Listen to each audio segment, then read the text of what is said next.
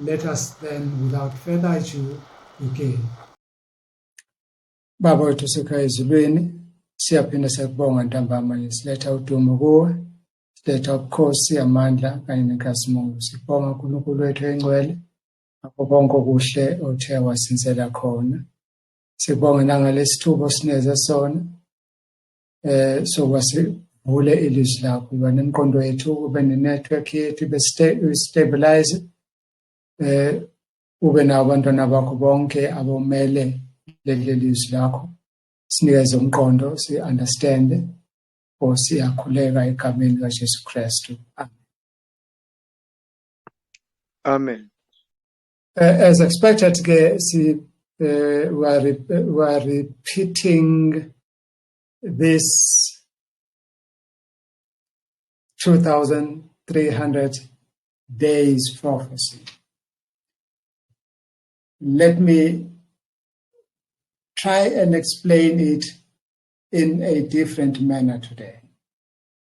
What we are going to be discussing here, we are going to look at these 2,300 days. I would like us to look at on your left-hand side, this area that I'm pointing at. There's a map there. I would like us to, for a few seconds, it doesn't run for a long time, it takes about 15 to 30 seconds. Look at it closely, as this map is going to show exactly what is happening in this prophecy of 2,300 days. There you see the cursor is moved now on your left-hand side. You see the map. Now you're beginning to see some details that you were not able to see previously. Do you see that? Now there are even streets and even houses, you see? And you can locate this particular house, that it is at this area. And even there are some activities that are known, that were recorded by Google, of course, that took place on that place on that day. They are also there. And as we zoom back, you see now all those details that you were seeing are gone. You can't see them anymore.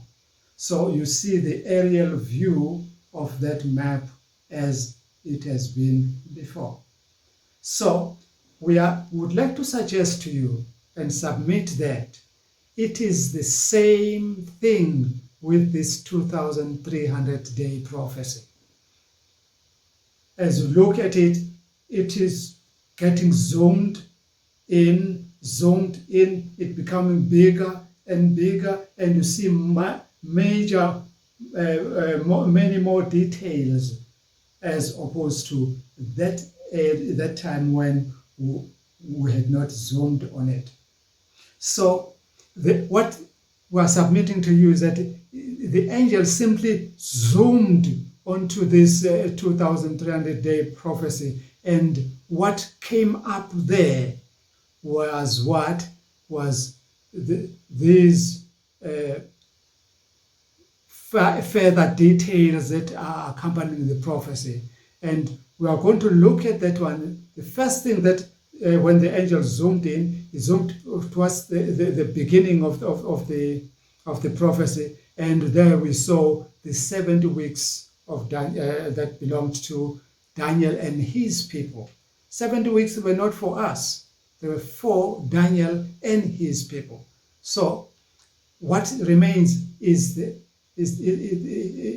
fact that remains that it's not the entire 2,300 days that belonged to the ancient people, the Old Testament people, but these other details that remain not zoomed in. We're going to zoom in a little bit as the angel speaks. You'll be seeing some of these details springing up right in front of your eye. So the angel magnified will be, okay, I've said this one will be, what the angel did, he kept on magnifying this prophecy in Daniel chapter 9, magnified it a little bit, so there were further details that came in chapter 10. In chapter 11, it was further magnified so that we could see some other details that we did not see in the 70, in the previous zooming. So he'll be zooming segment by segment of this prophecy. And even in our time, zooming the same prophecy, we see some further details that pertain to us. They are still part of the 2,300 days. But because of our time, we say, no, this is now a revelation, when it is still the same 2,300 days, because that prophecy came from one God who says he does not change. So he doesn't change his plan. He doesn't change his plan. We change. Yena, he doesn't change. So this process of magnifying, I've said, we call it the revelation. I've said that's one. So what is important is that Daniel did not understand this prophecy at all. And he said he does understand when he was not understanding it. And then that is a reason why the angel kept on coming back to Daniel to explain the same thing. There was no change. It was the same thing, same 2,300 day prophecy, as we are going to represent the zooming in of the angel. We are going to represent it in the timeline here. All right, let's begin this zooming in. You see, I've given the title there, the magnified segment of the 2,300 day timeline. It's the 2,300 day, but as the angel zooms in and magnifies it, we're beginning to see the details. Let's hear what the angel is saying first, before we do anything. The angel said in Daniel 8, verse 14, unto 2,300 days, then. Are you getting it? So we have to have that 2,300 days running in full, then thereafter the sanctuary shall be cleansed. No, get it well. The sanctuary was not supposed to be cleansed in 1844, as others people say. No. So after 2,300 days, then the sanctuary will be cleansed. That's what the prophecy is saying. It doesn't give us a specific time in history or in a timeline when the sanctuary shall be cleansed. I know others, they read it that way, but you will see as we begin to magnify. Let's get right into the timeline. There is a timeline. And as the angel zooms in, we see the 70 weeks or the 70 sevens. And let's begin to remember, before I say anything, remember that this 70 weeks, this one, it belonged to Daniel and his people, not to us. We will have our own similar type of a 70 week. Our own. At the end of this presentation, I will present to you a 70 week that belongs to people who are listening to me now, today.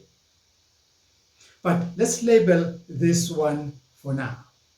You see, there is that 7 weeks. The 70 weeks was not just a straight 70 weeks. It was broken into 3. It was first this 7 weeks, the 62 weeks, and the 1 week. Why like that? That is what the angel explained. There is a particular work that needs to be done in the first 7 weeks.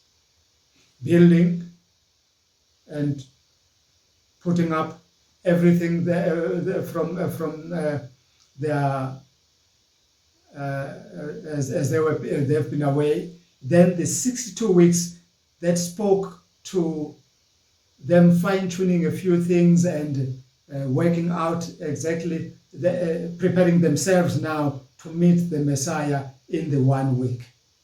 The Messiah only came in the 1 week, the last week of the 70 prophecy weeks. So in the 69 weeks had to do with the Israel, and now in this 1 week, the same Israel had to prepare to meet the Messiah. Let's label it further. You see, I've put the cross there. That cross will stand for the crucifixion. And get me very well, I did not make a mistake by putting 1844. I will speak to it towards the end. And this second coming is a theme that will run throughout the 2,300-day prophecy. It's not by mistake that I put it there. It's not by mistake. And don't say, I've given a year when that second coming is. No, I simply put a mark that we are expecting the Messiah also to come, as the Israelites were expecting the Messiah to come sometime in their time history. Let's label it further. That 7 weeks plus 62 weeks plus 1 week, it makes the 490 years there, as you can see. And when you take away the 490, I'm saying 490 years because we're using the historicist method. We're using a historicist method of biblical interpretation that counts for one apocalyptic day into a year. One apocalyptic day is said to represent a year according to the historicist method. So remember that other week when we spoke about this, we presented to you that this is one best method of biblical interpretation that is reliable, that is factual, that is good. That's why we're using it here. And you will notice there, below there, that I've put the 2,300 days, and it covers that 490, and when you take the 490 and subtract it from 2,300, you will remain with 1,810. Similarly, if you add 490 and 1810, then you get the 2,300. But something should happen at the completion of that 2,300 days. We will see what it was. As Daniel prayed, he said, God, the 70 years are over, not even almost over, they are over. Please let it be according to your word. And God had to explain to Daniel, no, Daniel, my friend, I have not forgotten you. I have not forgotten you.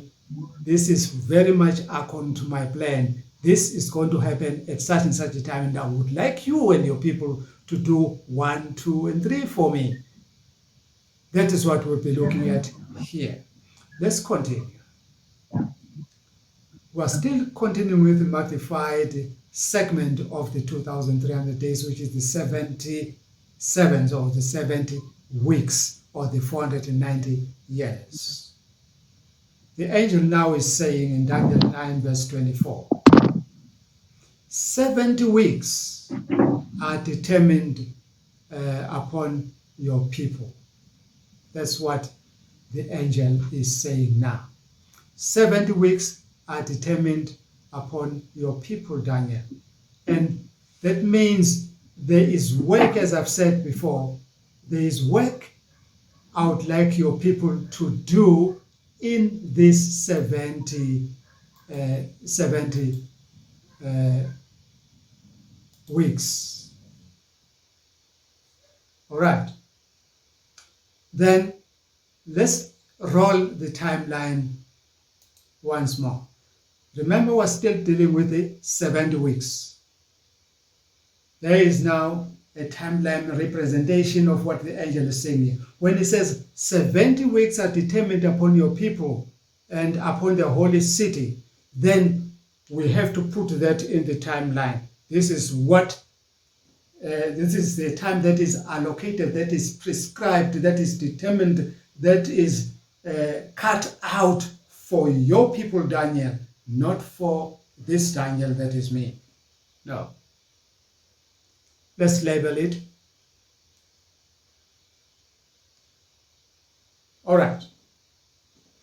As you can see there, we are now zooming into the 7 weeks, and something begins to crop up. We are now beginning to see a 27 AD there. We are beginning now to see a 34 AD there, which wasn't there in the beginning. But now we're beginning to see, as we zoom in, what should happen in this? Remember, we have just said, when you look at this from before 31 AD, and even after 31 AD, everybody was talking, this is part of the 2,300-day prophecy. It's part of a bigger plan that God has, but we're beginning to cut out. We're looking at this part that is cut out for the Israelites, what they were supposed to do. Because there's a part that is cut out for you that you must do in this. So as an Israelite of God as well, you have your own 70 days. That's why we're looking at this one. Let's zoom at it a little bit further. Remember, I told you that second coming, they were expecting their Messiah to come there in 27 AD. He did come. The good thing with them is that they were told when the Messiah would come. After 62 weeks, the Messiah would come. They were told. But you and I are not told when our Messiah is coming. That's a trick. That's a trick now. So instead, we'll be zooming into this prophecy and see many more details that indicate even to us that, oh, this is our 27 AD. Let's continue. The angel now is saying, from the going forth of the commandment to restore and to rebuild Jerusalem unto the Messiah, the Prince, it shall be 7 weeks and 62 weeks. Now, I explained last time that the King James Version uses this score thing. Each score would represent 20 years. 20 years. So if it is 3 score, that means it's 20, 40, 60. Then, and 2 years, that is 62 weeks. All right? Let's continue. Labeling. Now, we can see clearly the 3 parts from A to B, right? We'll be talking about A, B, and C, because we are told from the going forth of the commandment to restore and to rebuild the Jerusalem unto the Messiah. All right? From the going forth from 457 BC, when the commandment went out, unto the Messiah, Jesus came in 27 AD. I didn't say he was born in 27 AD. When I said in 27 AD, that's when Jesus began his public ministry. That is when he was baptized, and that marked a start of his ministry unto Messiah. All right? Before then, he was just a boy from Galilee.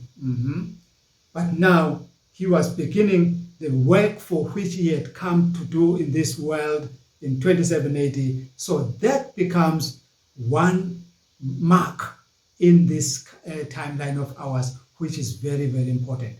Let me quickly say to you then, the rest of the timelines will be determined in this fashion according to their importance in history.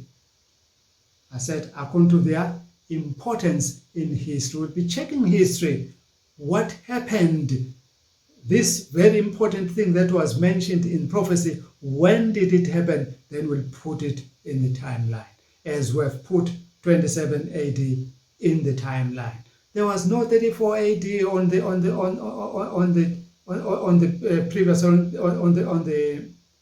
map, but now we have a 34 AD because that runs from 457 BC right up to, when you add 70 weeks, they will end in 34 AD. That's why we have put it there.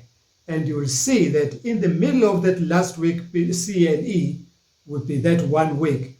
In the middle of that, the Messiah will be cut. But let the angel talk, not me.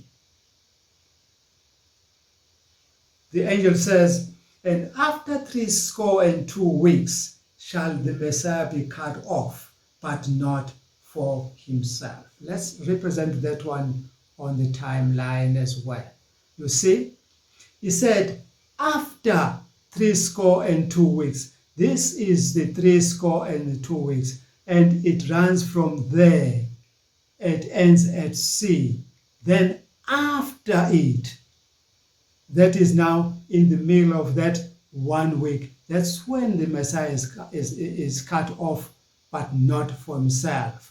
That cut off, but not for himself, it is a very interesting story, just like you hear in John 3, verse 16. For God so loved the world that he gave his only begotten Son, that whosoever believes in him should not perish, but have everlasting life. That's the good news, and it is for us. It is represented in the 2,300 days there as the middle of the last week of this timeline, which was cut out for the Jews. We are going to come to that one.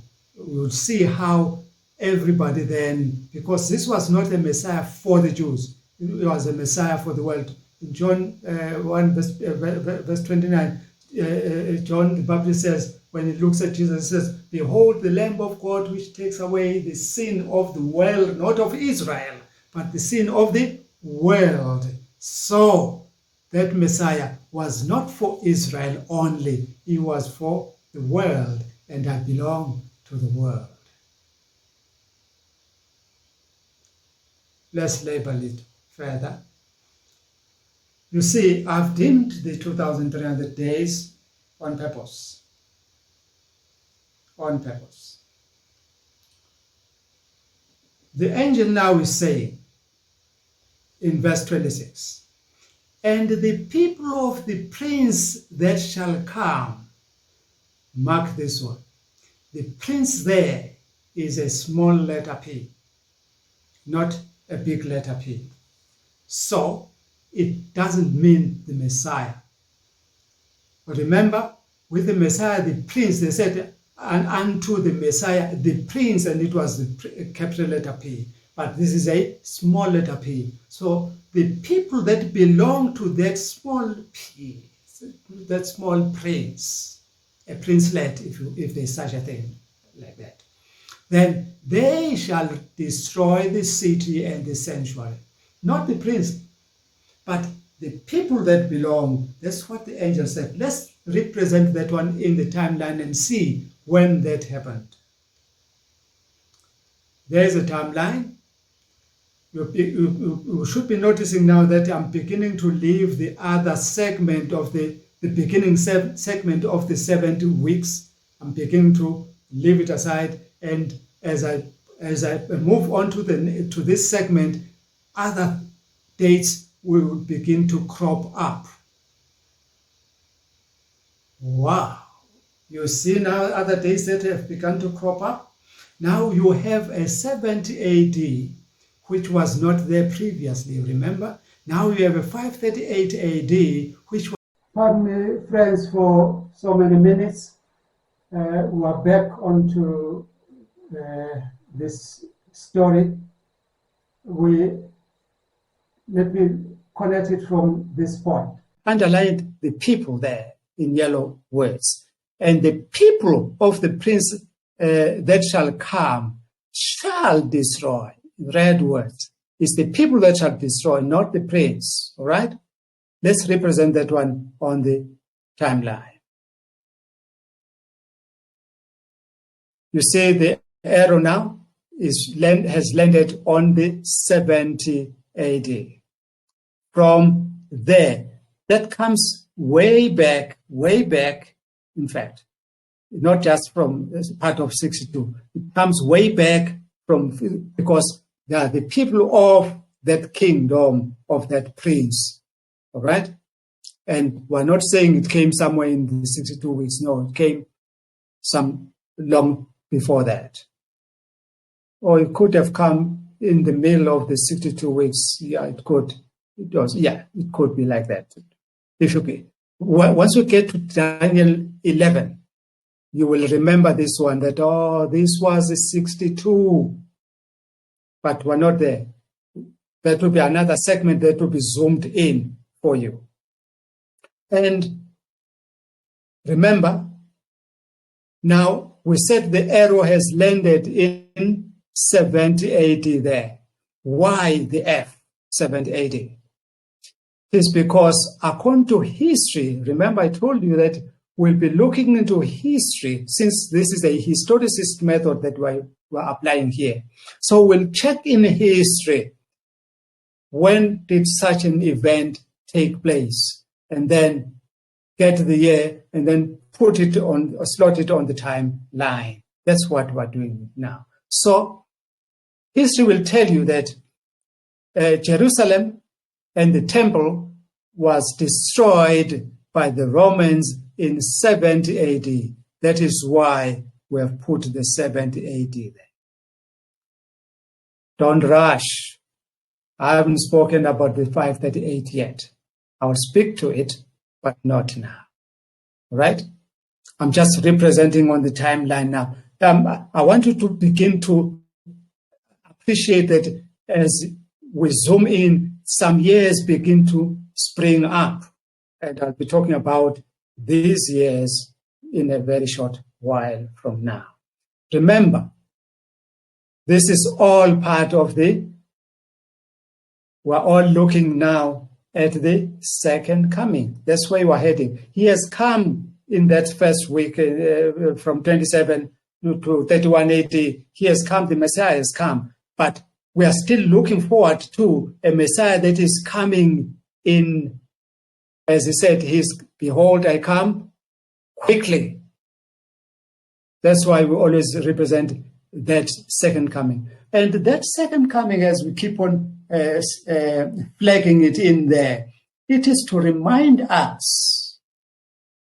It is to remind us that the 2,300 days did not end in a particular year, because we're not told exactly. So we'll look at the angel, what the angel said again, and confirm it with you very soon. Let's continue and listen to what the angel is now saying. Then he says in verse 27, and he shall confirm the covenant with many for 1 week, And in the midst of the week, he shall cause the sacrifice and the oblation to cease. Stop it. Let's represent it in the timeline. There's our timeline. You are beginning to see that there is no more A. We're beginning from B, C, D, E, F, G, and we're including an H now. We've been on the G before. We're now including an H. Now let's continue labeling it.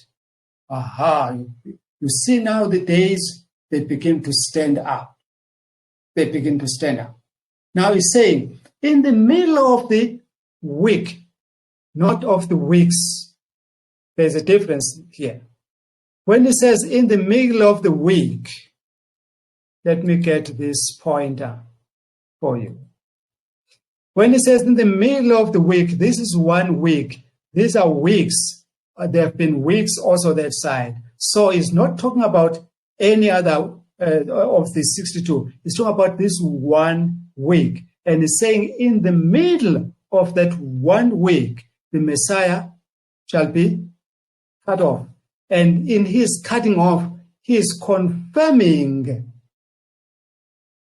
the covenant with many, not with just a group, with just a clique. No, he's confirming the covenant and the covenant with many. So in that many, that comes to John 3:16. For God so loved the world, not just the Israelites. He so loved the world that he gave. Did not love the Israel so much. He loved the world so much that he gave. And Israel was supposed to be ushering in the Messiah to the world, but they failed. You see, that is the middle of the week now. Between C and E, we have that point D in the middle of the week. And that's when the Messiah, there you go. So everybody who lived before 31 AD, that's when the Messiah was cut off in the middle of the week. Now, why do I say 31 AD and I've not represented it there? It's very, very important, but I decided to put just the cross. I could have labeled D as 31 AD. I should have done that. I'm sorry I did not do it. I did not think that way. But at D is the middle of the week. The week has 7 days. According to the historicist method, a day, apocalyptic day, represents a year. All right? A literal year. So that is why we have said this is the 7 years instead of 7 days, 7 years. And remember, we are moving from C to D. How much time is between C and D? We are told to split this 7 into 2. 7 divided by 2 is 3.5. All right? All right. Let's add the 3 onto the 7. What do you get onto 27? We're getting 30. Yes. So somewhere there at 30, the Messiah is there, is ready to train his disciples, but now in the middle of the week. That's why we have to add that 1 day or 1 day, and in the middle of that day, in the middle of it, so we have moved from 30 to 31. So in the middle of 31 AD, then the Messiah died. And his death was a covenant confirmation with many, not just with one nation, but with many. All right? So we're saying then, for those people who were living before 31 AD, the Messiah confirmed a covenant with them. And those people who live after 31 AD, right up to 2023, the Messiah confirmed a covenant with them when in 31 AD. That's why that 31 AD becomes so indispensable, so crucial. We can't do anything without that 31 AD. And where do we find that 31 AD? We find it in the 2,300 days. Which segment? The 77th segment of the 2,300 days. So I'm hoping that you still are following and you are enjoying this timeline now. And we are waiting. There was a Messiah to come prior to 31 AD, and there's still a Messiah to come after 31 AD. That's why we put that second coming of Jesus there. We're flagging it. We're flagging it, my friends, so that you don't miss it. That's our focus. I'm going to talk now to these other guys. Let's talk about the 70 AD. The prophet had said in verse 26, after the 62 sevens, the anointed one will be cut off, but not for himself. Remember that? Daniel 9, verse 26. And it did not end there. He said, the people of the ruler who will come will destroy the city and the sanctuary. It so happened that the previous Roman governor, who was in charge of Israel at that time, during the time of the Maccabees, they tried to enforce his laws onto the Jews, and they retaliated, and they killed over 6,000 of the Roman soldiers. And he was forced to flee and leave them.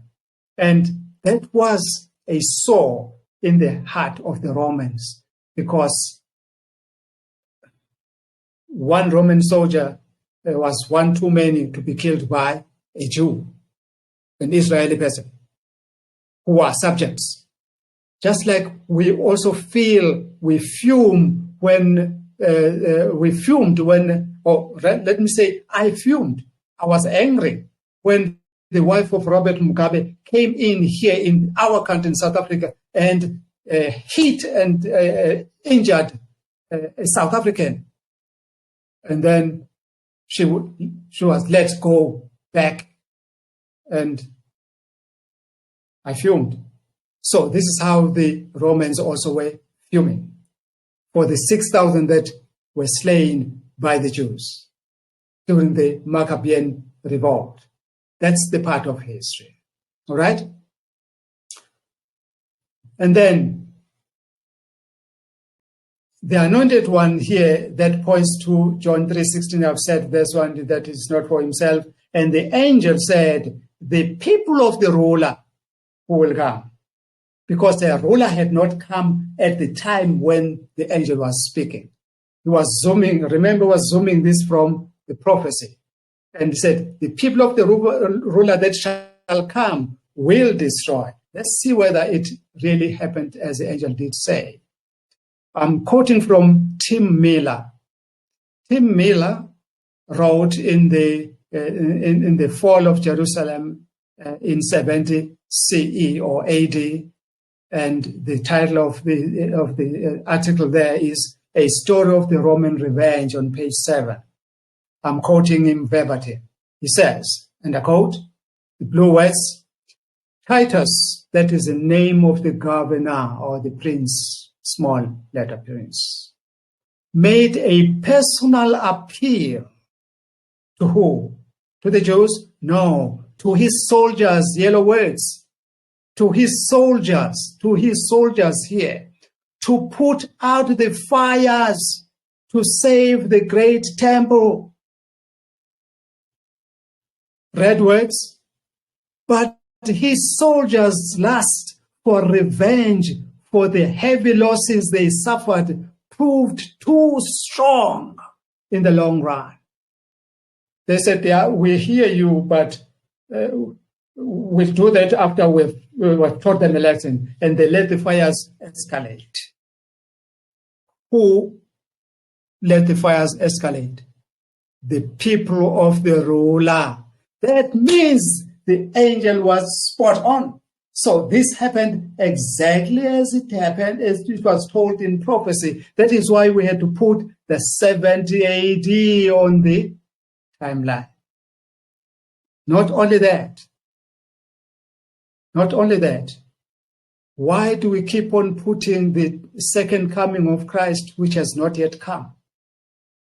It is because when you continue that same verse, the angel says in verse 26 at the end, the red words there, says, the end will come like a flood. The end. What is meant by the end?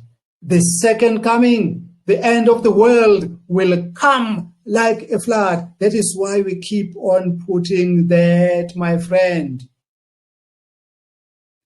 I've not told you about 1844, why I put it in there. I've not told you about the 538 AD, why I put it there. I've just told you about the 70 AD. Yeah, 70 AD. That's only what I've told you about. All right. So this way now we believe that this prophecy was fulfilled in 70 AD. Remember, Jesus also had predicted that and warned his people, his followers, that there will be such a thing that is going to happen. In Matthew 24, verses 12 to 14, he predicted. We're back to the timeline. I just detoured from the timeline just to give you this proof as a reason why we are putting it on the timeline. Now we're back to the timeline. The angel is saying now on verse 27, and for the overspreading of abominations, he shall make it desolate. It is in square brackets, meaning it's not in the original manuscript. So he shall make desolate, even until the consummation.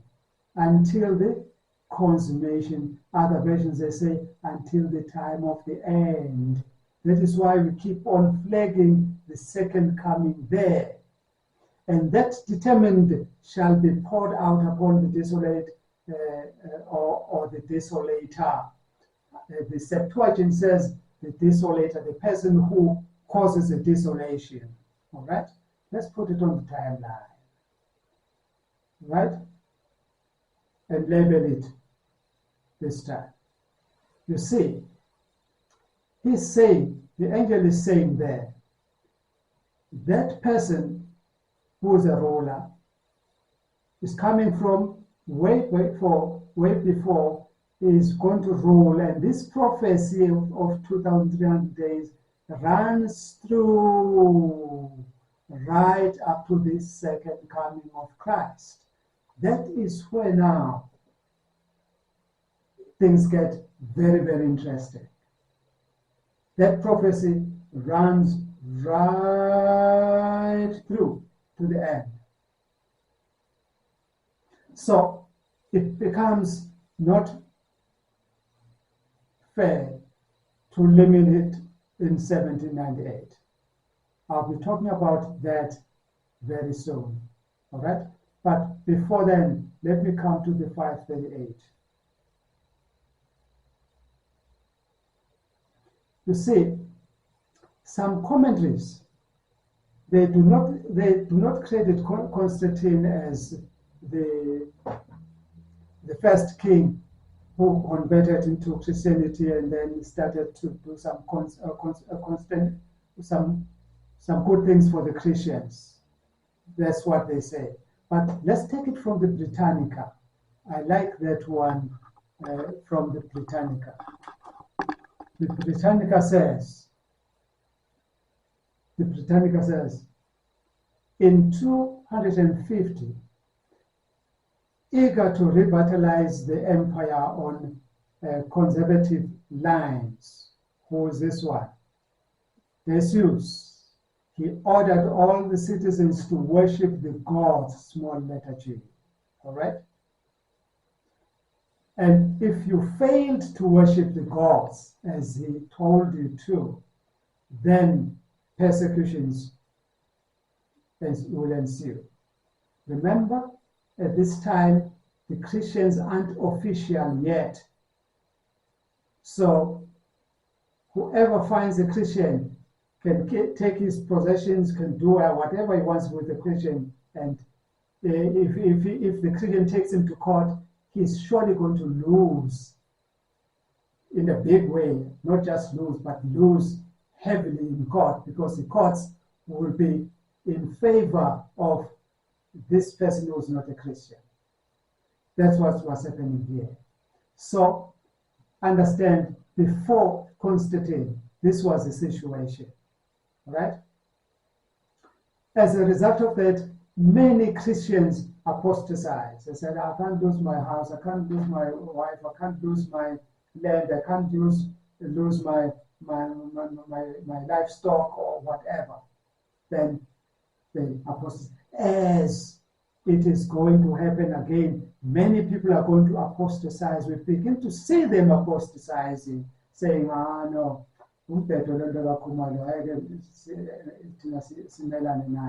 and things like that. All right, looking at better Kumalo, that's fine, my friends. That's fine. But we'll see at the end, if these words do not come true, then please, I will understand if you simply give it all out, if these words are not coming through. But as for now, it seems like to me these words are coming through even for us. Now let's look at the Constantine in these few minutes that are remaining. Constantine was the world's, about the worldhistory.org says, criticisms of Constantine's conversion involves the following elements. People who criticize Constantine, they give the following four reasons. One, that the Edict of Milan, which legalized Christians, was good, but it left all the native cults in place, because people were now flocking into Christianity, becoming Christians with their cults, their customs, their cultures unconverted. And they even say the ark on the left-hand side there, this one I'm pointing at now, this ark. That ark, my friends, you can see there are statues there. There are statues there.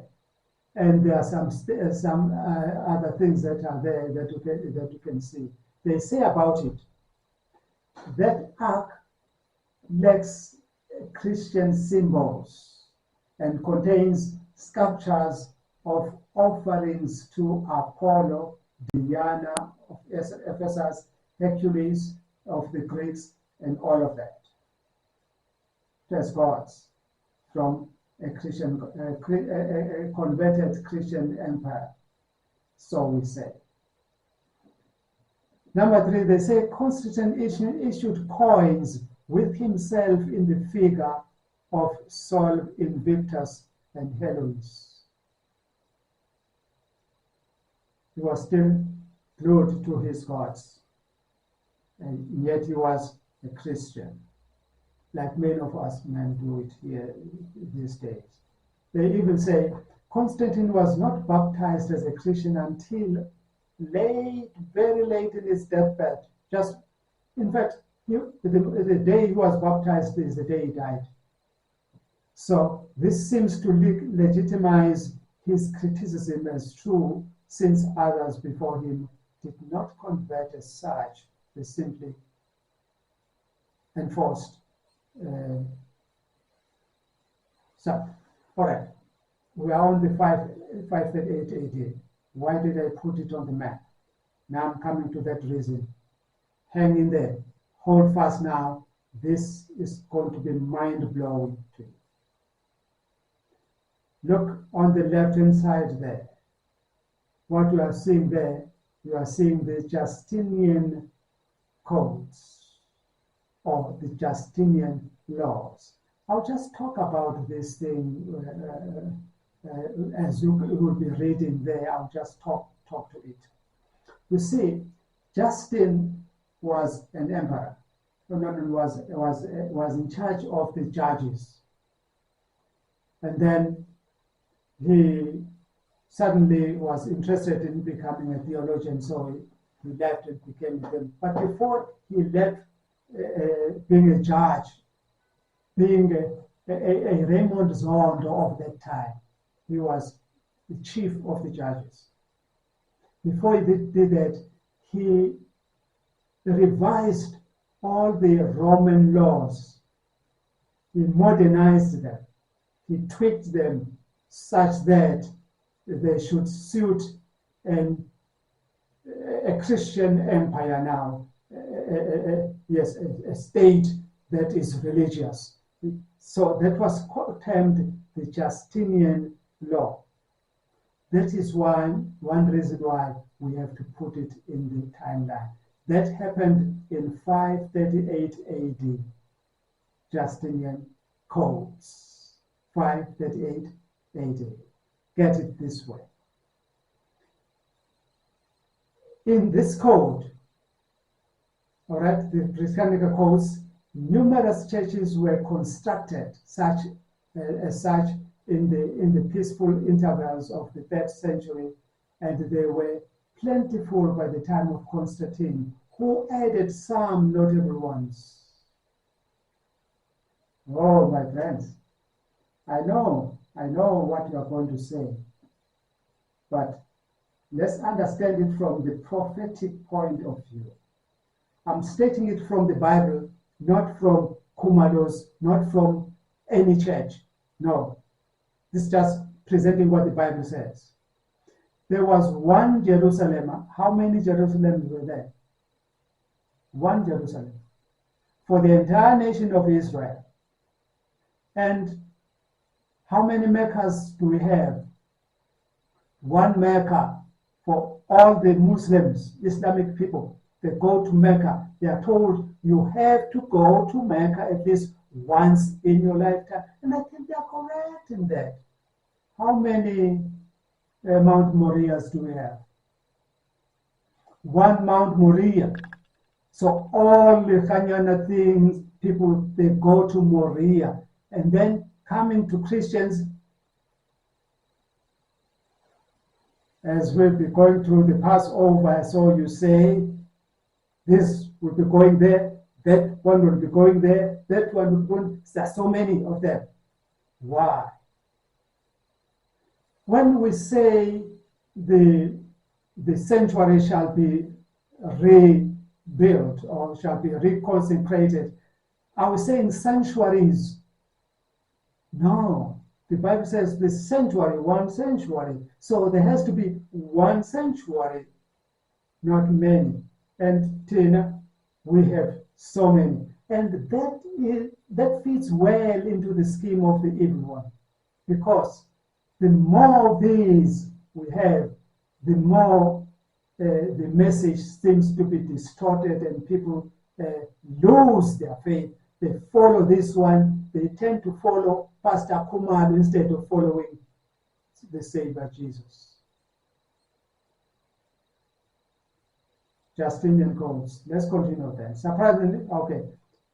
Only pagans had numerous temples. Diana, Wapasefesu, Helios, this and that. Only pagans had that. And this coming in of so many temples or church buildings fits well into the background of paganism. Let's go to Abondale University. There I'm picking up a theology article, a journal that talks about 538 AD as well. And it says, I quote, the yellow words there, the quest for unification of the empire, red words, by unification of the church. Wanted to unify the empire by unifying the church. Gold words, the fever for church building projects. Blue words, with his wife Theodore. The red words, the persecution of enemies of the church and heretics. Yellow words, his disdain. This is not another person, same Constantine. His disdain with the Sabbath, although his second name was Sabatini. His support for suppressing any eschatological favor in line with the church fathers and Oecumenius, and yet trying to build the kingdom of God on earth, all indicates the problem of 538 AD. What happened 538 AD that is so worthy of including it in the timeline? Get it here. Was the Roman Empire and the Catholic Church united. That's when the empire shifted from being pagan to Christianity. You don't believe me? Fine, let's continue. I'm continuing on. The general continues to say this shift from what used to be a Roman empire to the church and papal functions by 538 AD. Are we getting that one? Remember, in the prophecy now, the little horn is going to speak pompous words by 538 AD. That's why we've included it in the timeline there. The general continues to say that the code of Justinian had teeth that could bite, and those teeth were called persecution. That was undoubted.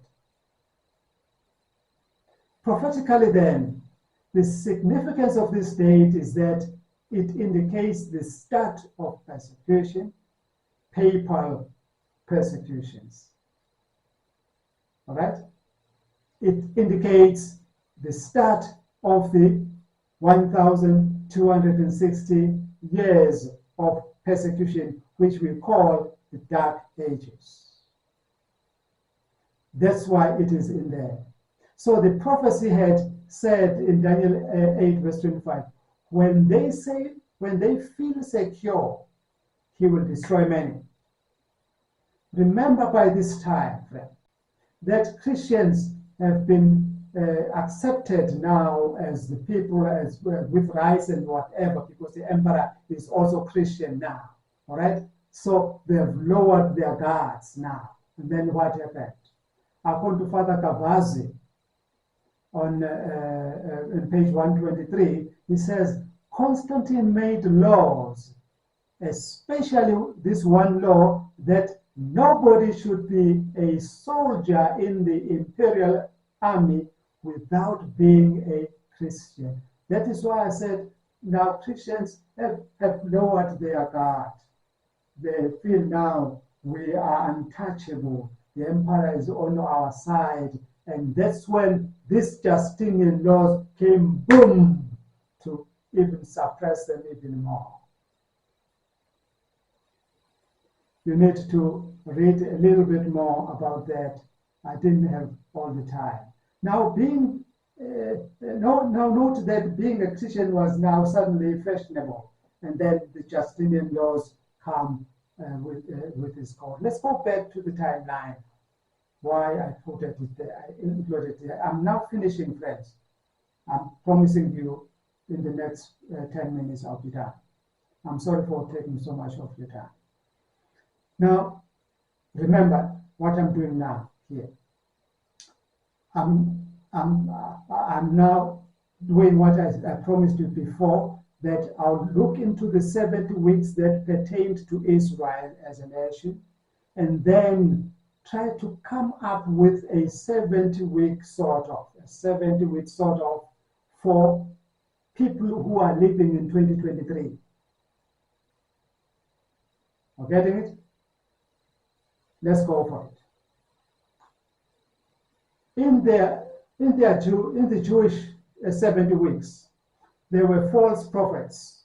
If you read in Jeremiah 26, verses 7 to 9, that one quickly, that one, 26 verses 7 to 9, verse 7 says, the priests of the prophets and all the people, or the priests, the prophets, and all the people heard Jeremiah speak these words in the house of the Lord. Verse 8.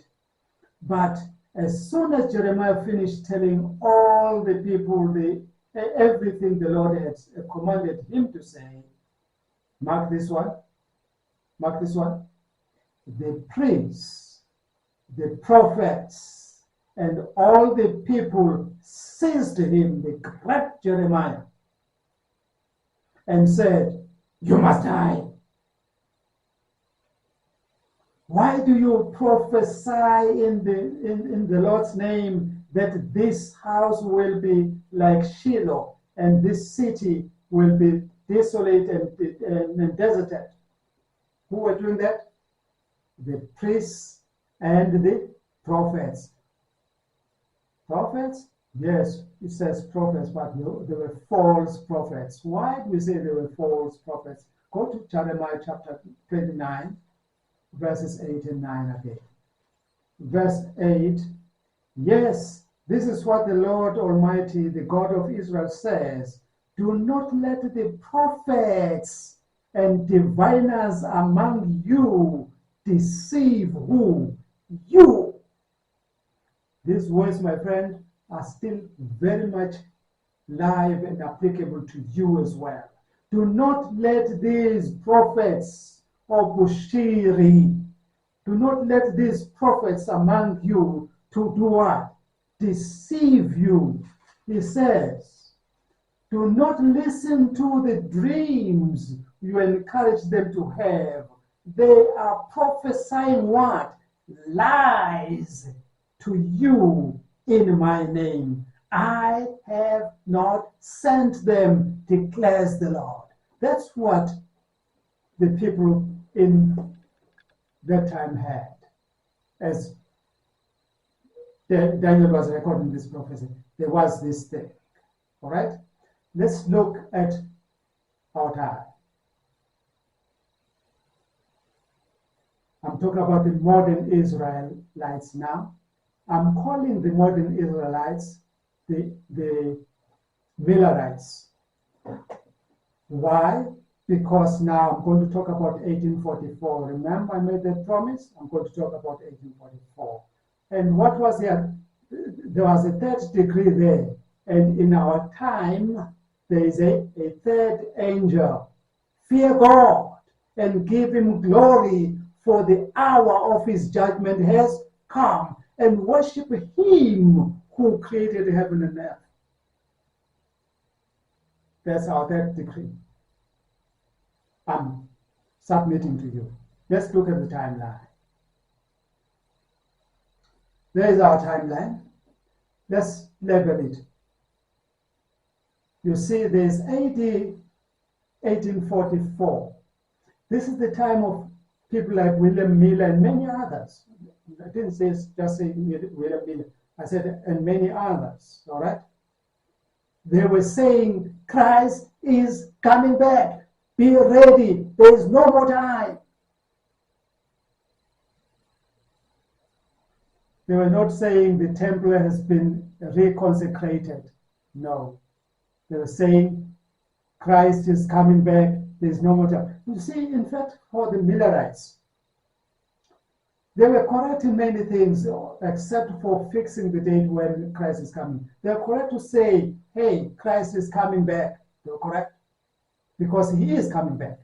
but they're not correct when they fix it to October 23, 1844. That's why they missed it. And they said, this is the end of the 2,300 days. That means it ends on this day, then therefore Christ is coming. No, no, no. Did not say at the end of the 2,300 days, then Christ is going to come. He said, the sanctuary shall be consecrated. There were many other people I can quote, not just the Millerites. There was a movement that was led by a famous preacher, Billy Graham. That was called Back to God movement. It also happened along our lines, our times, but after 1844. So I'm saying from that time, there were revivals that were pointing people to what? To the second coming of Christ, that Christ is coming back soon. That is what is important. And then what happened? There was a lull. There was a lull. People said, no, he hasn't come. Others were pointing, Jesus said 1970, he didn't come. They said, Others they pointed him at year 2000. Remember year 2000? When they were saying even computers are going to be unable to configure, you are going to lose your money in the bank and things like that. That was the time. That was the time now for the beginning of the great apostasy. As we are towards the end, I think we're at the climax of apostasy now. I've read the verse, Matthew 24, verses 12 and 14, that the love of many will grow cold because of evil, apostasy. Then there will have to be a final warning. Why I'm saying there will have to be a final warning? Because God, he says in Joel 2, he does nothing except inform his servants, the prophets. And why so much a rekindled interest now into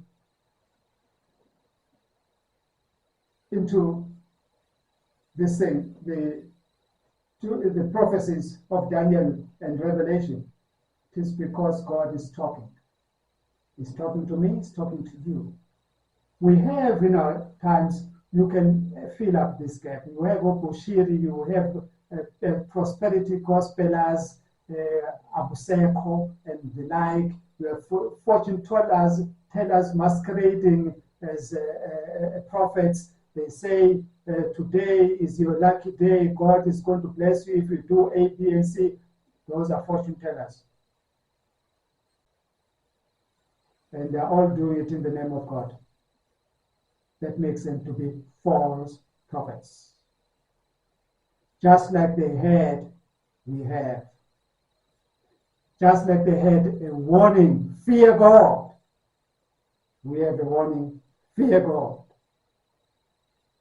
And what we're expecting is that very soon there will be a close of probation.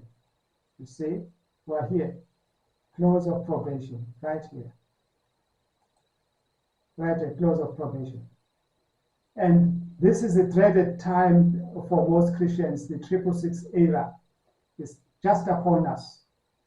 Just upon us. Don't want to put years. Others have gone ahead and put year and a date when this thing's going to happen. I don't want to get there. I'm only saying it is upon us. And once we get into the 666 era, it will be a time of trouble. And what is going to happen? Remember, we still have that renewed hope of the second coming. That renewed hope, which has been dampened by these apostasies and this corruption, even in the church and things like that. And voila, what is going to happen? Jesus is going to come back. The moment, and the time of trouble, others are predicting it to be 7 years, Who said 7 years? Jesus said, if that time were not shortened, there would be no one who would be saved. So I believe it will be even much shorter than the 7 years that people are talking about. That is it, my friends. Thank you for giving me your ear. Thank you so much. I am now done.